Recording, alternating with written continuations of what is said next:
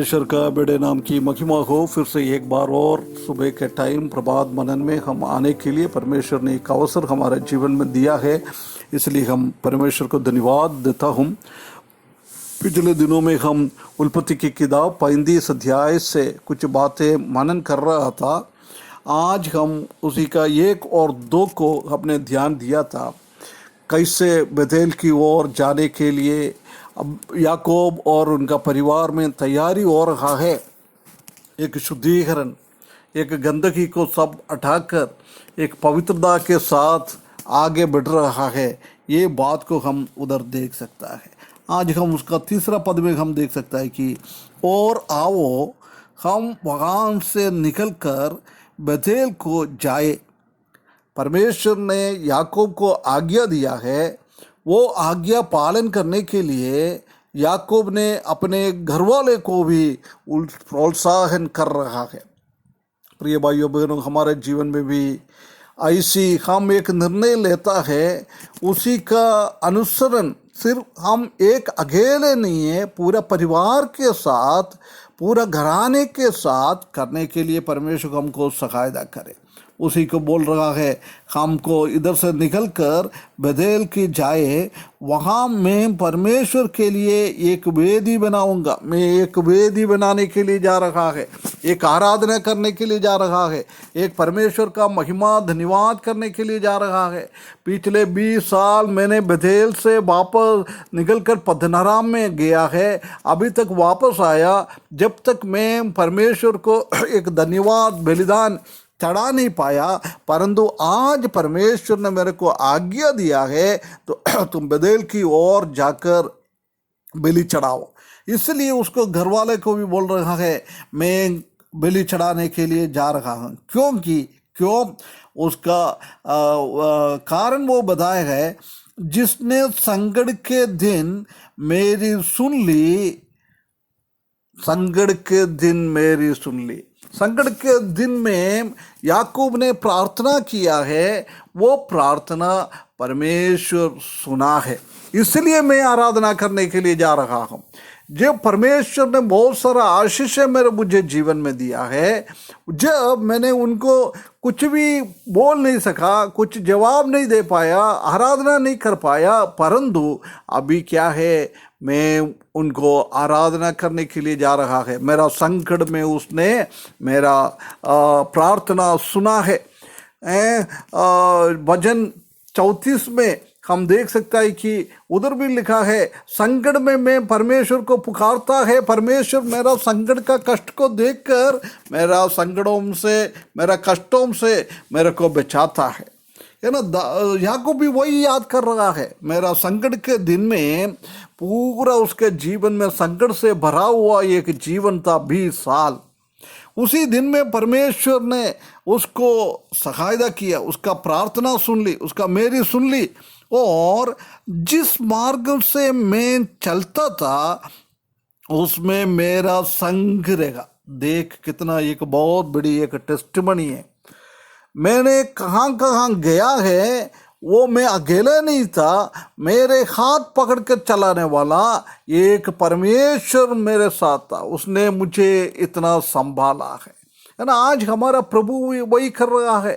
खोए हुए वो मेमने को उसको मिला है, जब अपना कंधे पर लेकर उठा के लेके आता है, उसका दिखने हाथ में पकड़कर हमको चलाने वाला परमेश्वर है। वो कष्ट के दिन में, संकट के दिन में, परेशानी के दिन में हमको चलाने वाला, हाथ पकड़कर चलाने वाला वो परमेश्वर को याकूब बोल रहा है, मैं आराधना करूँगा, मैं उसके लिए बलि चढ़ाऊँगा।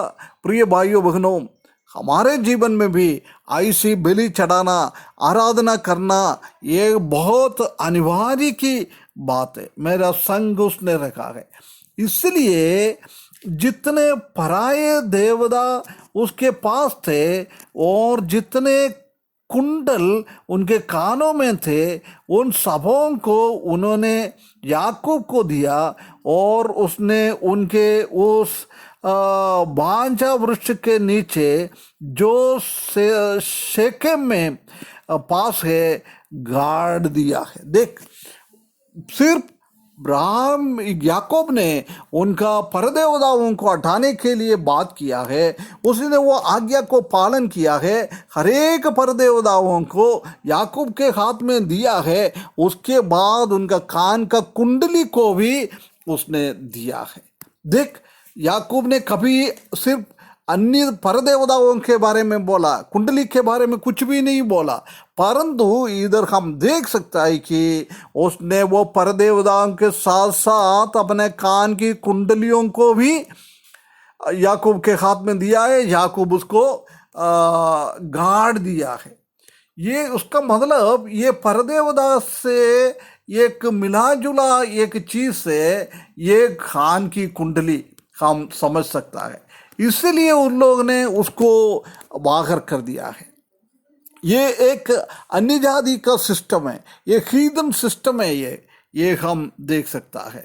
ये हम ऐसी सोच सकता है कि ये हमको पकड़ने का क्या जरूरी है, ये पकड़ने से भी कुछ होता है क्या, नहीं पकड़ने से भी कुछ होता है क्या, हम कभी कभी ऐसी सोचता है।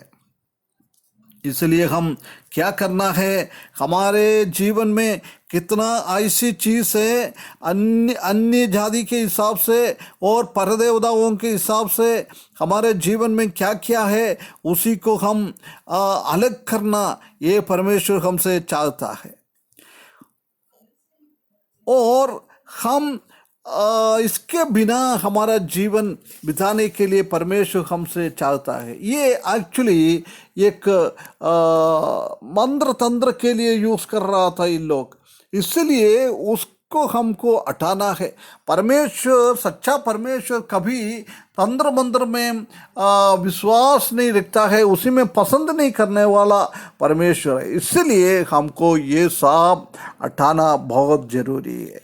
आजकल हम जानता है कि कई लोग ऐसी कुंडलियाँ, ऐसी सोने की चीज़ें, आभूषण पहनता है, परंतु परमेश्वर ये चाहता है कि ये सब हटाकर अपन पवित्रता के साथ परमेश्वर को स्तुति करो। आज हम बहुमूल्य समझता है सोना को, परंतु परमेश्वर हम जानता है कि प्रभु यीशु मसीह पत्रोस की पत्रिका में लिखा है, हमको हमारा बाल ठीक करने के लिए और हम सोना और चांदी पहनने से नहीं, हम हमारा प्रभु यीशु मसीह का खून से धोने से हम शुद्ध बन जाता है, हम बहुत अच्छा बन जाता है। ये चीज़ हम देख सकता है।